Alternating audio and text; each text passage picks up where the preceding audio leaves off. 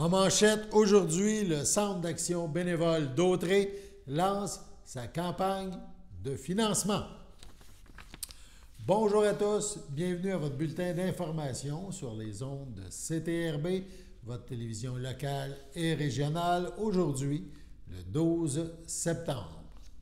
Le CABA, donc le Centre d'action bénévole d'Autrey, situé à Berthierville, mais qui œuvre dans toute la grande région d'Autrey, a lancé en conférence de presse sa 25e campagne de financement. Pour présider cette campagne pour une deuxième année, on retrouve Éric Fortier, qui est directeur général de la Caisse Desjardins de Dautrey. Cette campagne se veut comme une source de mobilisation du milieu dans le désir de maintenir les services offerts par le CABA. En effet, cette année, l'inflation de la demande, de plus en plus forte en termes de services, représente donc des défis pour cet organisme communautaire. Dans un premier temps, écoutons Claire Tellier, présidente du conseil d'administration. Elle nous présente cette campagne. Tous reconnaissent comme moi l'importance de notre organisation dans le cœur des gens de notre région. Nous avons d'ailleurs eu la chance, en avril dernier, d'accueillir la ministre déléguée à la Santé et aux aînés, Mme Sonia Bélanger, accompagnée de notre députée locale, la ministre du Tourisme et responsable de la région de Lanaudière, Mme Caroline Proulx, pour leur rappeler l'importance des services offerts par le Centre. Cette visite a été une occasion inespérée de présenter certains enjeux qui influencent les actions du CABA et qui se résument par des besoins de prévisibilité et de stabilité dans le financement. On a bon espoir d'avoir été bien entendus par les ministres. Cependant, en attendant des actions concrètes du gouvernement, pour nous aider à poursuivre notre mission, nous avons toujours besoin de votre support puisque chaque petit geste compte. Et des petits gestes, l'équipe et les bénévoles du Centre en réalisent beaucoup. L'année dernière, on en compte plus de, ça c'est un beau chiffre, 68 517 interventions personnes. Donc, près des 3/4 proviennent du service de la popote roulante. Cette marque représente un nouveau record absolu, signe que les besoins comblés par l'équipe du CABA ne semblent pas près de disparaître. C'est pourquoi nous sollicitons une fois de plus votre générosité pour cette collecte de fonds. Aidez-nous à supporter les bénévoles dans leur si précieux travail. Merci de votre écoute et bonne campagne à toute l'équipe et à nos précieux partenaires. Passons maintenant la parole au président de cette campagne de financement, la 25e, Éric Fortier, directeur général de la Caisse Desjardins de Dautrey. En fait, écoutez, je me présente à vous parce que j'ai été honoré pour une deuxième année consécutive qu'on me demande d'être le président d'honneur pour la collecte de fonds de l'année 2023-2024.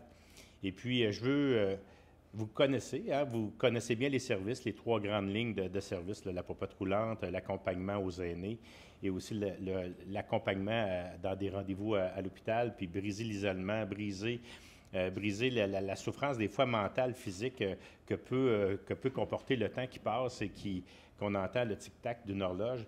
Donc, les gens du CABA sont là pour venir briser ce petit fléau-là qui arrive avec le temps qui passe. Alors, écoutez, je vais donc éviter de parler des bienfaits du CABA, mais je vais peut-être ramener ça plus à l'humain. C'est-à-dire que Pierrot et son équipe de 110 bénévoles puis de son équipe de la permanence, œuvrent auprès de cette population-là. Cette population-là, c'est tous nos aînés. L'an passé, je vous ai dit à ma première campagne à titre de président d'honneur que nous sommes les aînés de demain. Ceux qui sont aînés actuellement ont vu leurs parents un jour souffrir de solitude, ont vu leurs parents angoissés parce qu'ils n'étaient pas capables de se rendre à un rendez-vous à l'hôpital ou simplement par la pauvreté. On a vécu en 1980, moi je suis un financier, donc en 80, on a vécu une sévère récession. Et en 89, une autre récession. Et là, on se retrouve seulement, depuis ce temps-là, en 2023, où on a une sévère récession qui s'en vient. On n'est pas encore, on est sûrement dedans, mais on ne le sait pas encore, mais vous le vivez par l'inflation. Et c'est là que je veux vous accrocher, au niveau de pourquoi donner. On est des privilégiés. Mais là, vous allez dire, « Ah, ben moi, j'en ai pas tant que ça à donner. » Pensez-y. C'est vrai qu'on a subi tous et chacun une inflation d'environ une vingtaine de pourcents. Je fais des chiffrons, là, mais c'est environ 18 au niveau de l'inflation alimentaire. Et quand j'ai le bonheur de venir ici et de regarder le bienfait de la popote roulante, puis le mot popote roulante, ça ne dit pas nécessairement ce que c'est.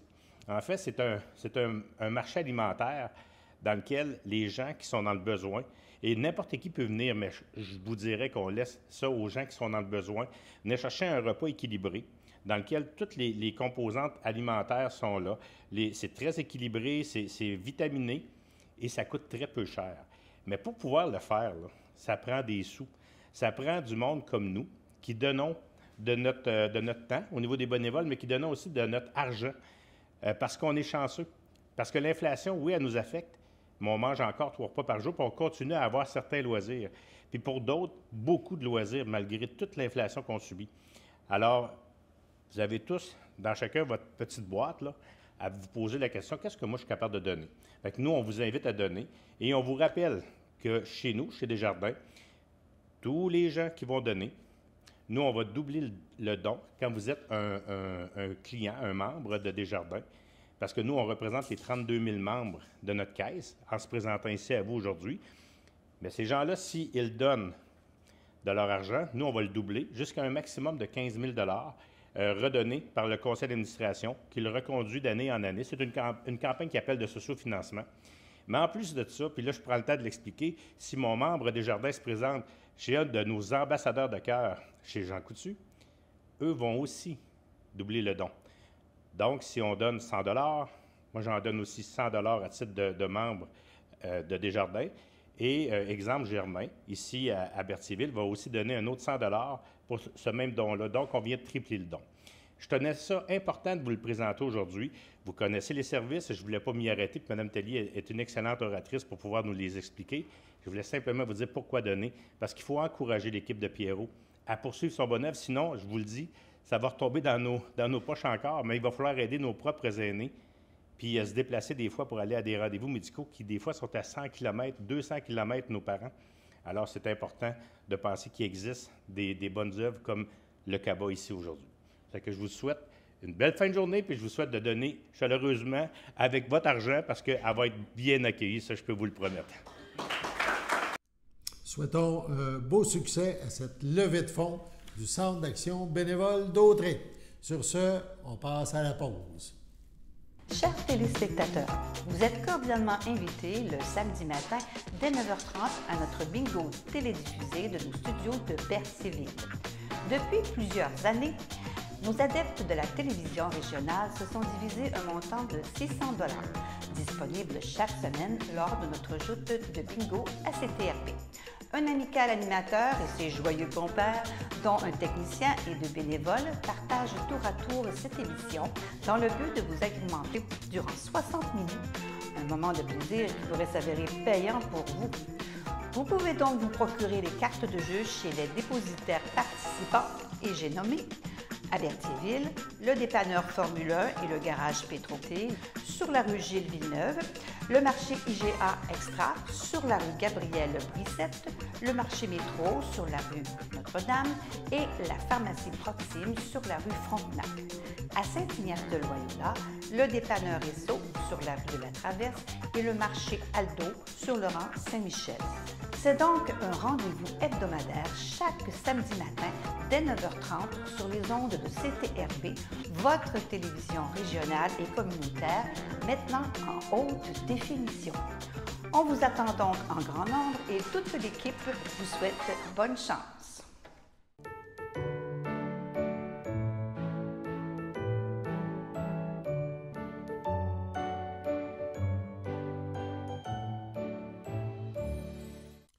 En ce 12 septembre, la FADOC de l'île du Pas souhaite bonne fête à Normand Rivet.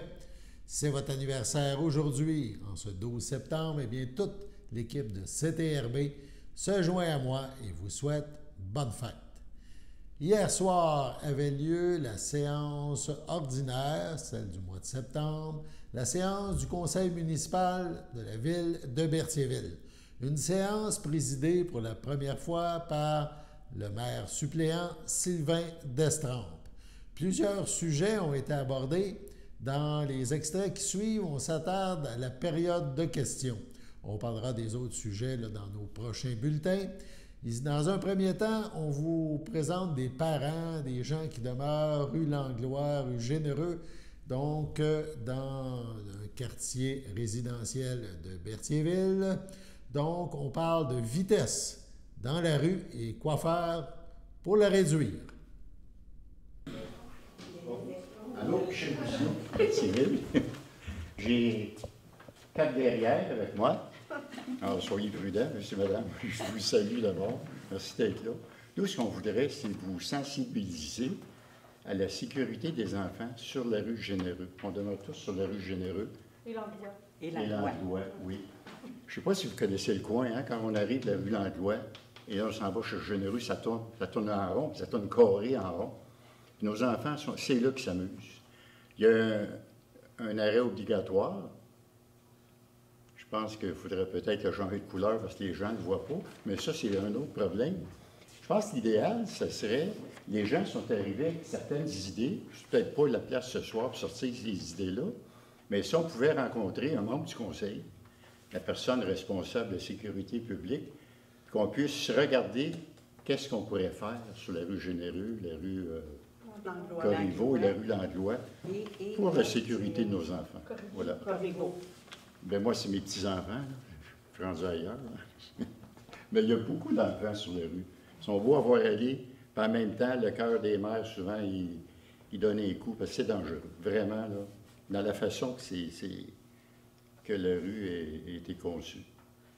Alors, c'est possible d'avoir une rencontre amicale. Bien, on a le conseiller, M. Fagnet, qui reste dans ce coin-là, donc il est très sensible à votre demande, là. Évidemment qu'on en reçoit souvent des demandes pour des problèmes d'excès de vitesse dans la ville, et tout ça, il y en a partout. Évidemment, on a regardé, à certains endroits, on a installé soit des bollards, des ralentisseurs, appelez ça d'odone ou ralentisseurs, peu importe. Mais effectivement, probablement que peut-être que M. Freinet pourrait être consulté avec les citoyens pour savoir c'est quoi vos demandes, puis au juste c'est quoi la problématique dans votre secteur. Oui. Est-ce que je peux ajouter? Donc, un dossier à suivre à ce niveau. Dans un autre ordre d'idées, cette fois, on se déplace à Berthierville, dans le secteur du CHSLD Le Château. On parle de blocs appartements qui vont se construire à cet endroit. Et à la période des questions, un citoyen s'est justement questionné sur la capacité là, des égouts à absorber évidemment l'eau rejetée par les nouvelles résidences. Donc, on écoute un échange à ce sujet-là. 2 ou 3, mais ça a rapport à la dernière séance. C'est simple, là. Il y avait un point, vu qu'on n'a pas assisté, là. Il y avait un point, Union des municipalités du Québec, mandat pour l'accompagnement relatif à la négociation de la convention collective. Elle est terminée, elle se termine bientôt. On en est rendu. C'est ça. Elle va être renouvelée bientôt. La convention se termine le 31 décembre 2023. OK. C'est en préparatif. Oui, pour comme ça se fait. Ça s'est fait dans le passé. Absolument. OK. Puis un autre point, on a parlé de règlement d'urbanisme, on en parle encore. Il y a eu à la dernière séance, la minute spéciale, une nomination d'un sous-comité. Ces gens-là, c'est qui parmi vous autres? Comment vous avez... Si vous permettez, M. le maire, ça a été nommé dans la résolution les personnes qui forment le sous-comité. Et ce sous-comité-là, c'est dans le but de travailler le nouveau plan d'urbanisme qui va voir sa mise en application dans les prochains mois. Également, la révision complète, pour ne pas dire la refonte des règlements d'urbanisme, de l'ensemble des règlements. Donc, il y a eu à peu près 8 mois de travail là, à faire là-dedans. Donc, les personnes qui ont été nommées sur le sous-comité, il y a entre autres M. Destrempes qui est conseiller municipal et président du comité d'urbanisme. Il y a Mme Lebrun qui est conseillère municipale. Il y a également la prochaine personne qui occupera le poste de maire et également le directeur du service d'urbanisme, Guillaume Dumouchel, et moi-même qui est sur le sous-comité. Merci. Bon, petite erreur d'aiguillage. Donc, c'était toujours pendant la période de questions de l'Assemblée, j'ai posé, puisque j'étais là, une question concernant l'Assemblée spéciale qui a eu lieu quelques jours avant. Donc, il y avait été question de convention collective. On a appris davantage et d'un comité de travail pour les règlements d'urbanisme. Donc, la directrice générale de la Ville, Mme Sylvie Dubois, vient de nous en parler. On retourne maintenant aux citoyens qui se posent des questions sur la capacité des égouts à absorber les nouvelles constructions.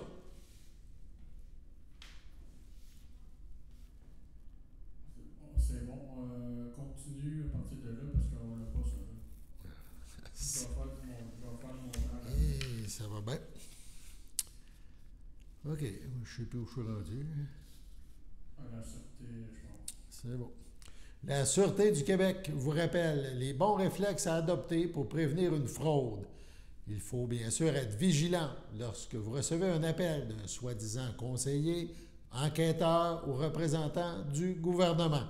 Méfiez-vous, si vous recevez un appel ou un courriel d'un membre de votre famille qui dit avoir besoin d'aide, exemple un petit-fils, une nièce, etc. Confirmez la situation en parlant à d'autres proches. Vous pourriez être en présence d'un fraudeur. On vous demande de confirmer ou de donner vos informations personnelles et bancaires. Eh bien, méfiez-vous, voilà. Ne donnez aucun renseignement personnel ou bancaire au téléphone. Des fraudeurs peuvent commencer leur appel en vous demandant de confirmer votre identité à l'aide des renseignements déjà en leur possession. Leur but, vous mettre en confiance. Alors, raccrochez.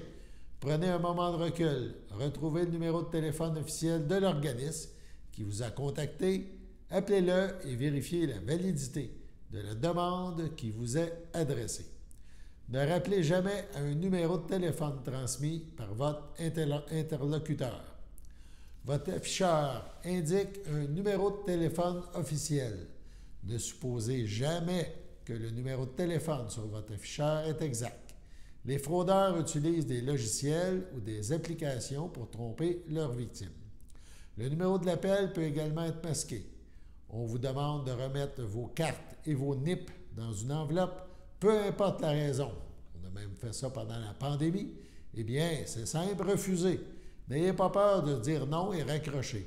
Les fraudeurs peuvent hausser le ton, se montrer insistants ou recourir à de fausses menaces pour obtenir votre coopération. Gardez en tête qu'aucune institution financière ou organisme gouvernemental ne procède ainsi.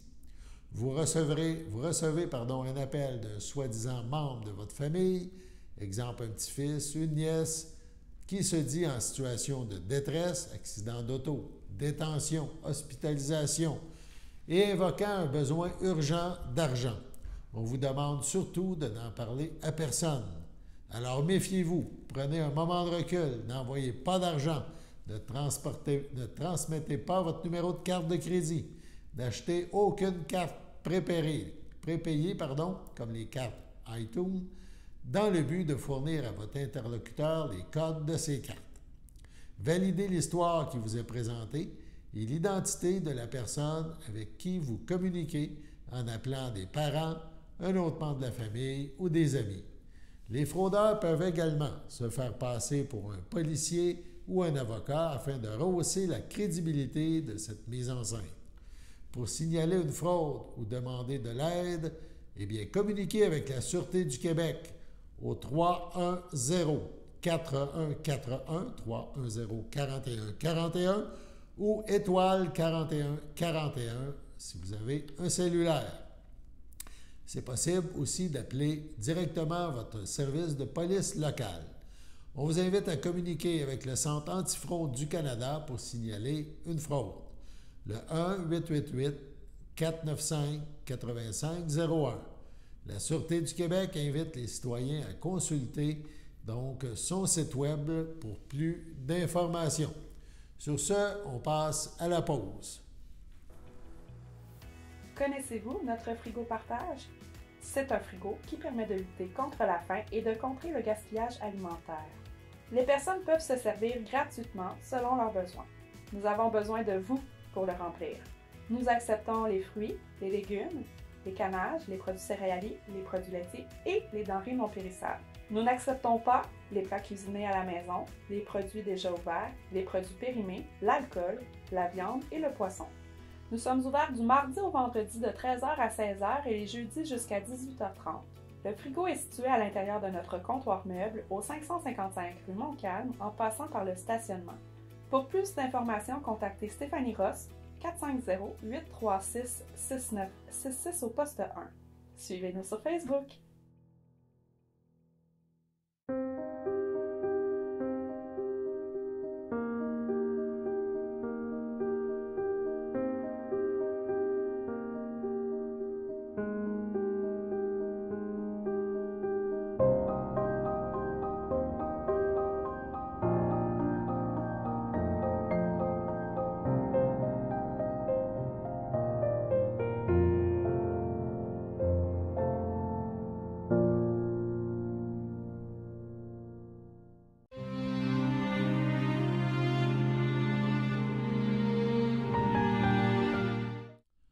Au pavillon Sainte-Marie de Trois-Rivières, le 31 août dernier, à l'âge de 76 ans, est décédé M. Claude Beaulieu, fondateur de Claude Lettrage à Berthierville, époux de feu Micheline Messier.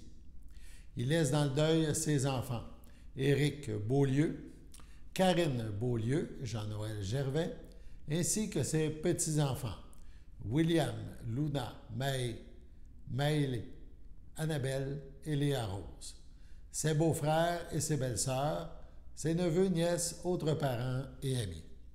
La famille vous accueillera samedi, le 23 septembre, dès 11h, au complexe funéraire Thériault, 741 rue Notre-Dame, à Berthierville. Suivra une cérémonie en la chapelle du complexe à 14h. Les cendres de M. Beaulieu seront déposées au columbarium F. Thériault de Berthierville. Un petit rappel avant de passer à la météo. Il n'y a pas de nouveaux éléments au niveau de la possible élection à Berthierville. On rappelle que si élection il y a, ça se déroulera le 15 octobre. Et pour le moment, il y a toujours un seul candidat au poste de mairesse ou maire. Il s'agit de Pierre Lahaye. Et un seul candidat au poste de conseillère ou conseiller au district numéro 3. Il s'agit de Claude Frappier.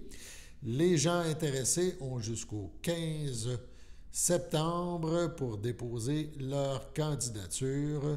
Donc, le bureau évidemment, toute déclaration de candidature devrait être déposée donc avant 16h30 le 15 septembre. Sur ce, on passe à la météo.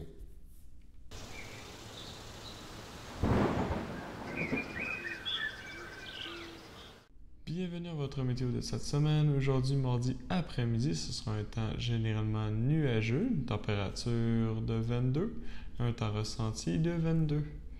Ce soir et cette nuit, ça va être un temps ressenti de 17 avec des averses de prévues. Mercredi après-midi, ça va être des averses avec une température de 20. Et mercredi nuit, ça va être des averses avec une température de 11. Et voilà, c'était tout pour votre météo. Nous vous avons présenté ce bulletin d'information du 12 septembre sur les ondes de CTRB, votre télévision locale et régionale à la belle humeur aux pépites. Au plaisir de vous retrouver demain pour la prochaine édition de votre bulletin de nouvelles, votre bulletin qui parle des activités chez vous. À demain!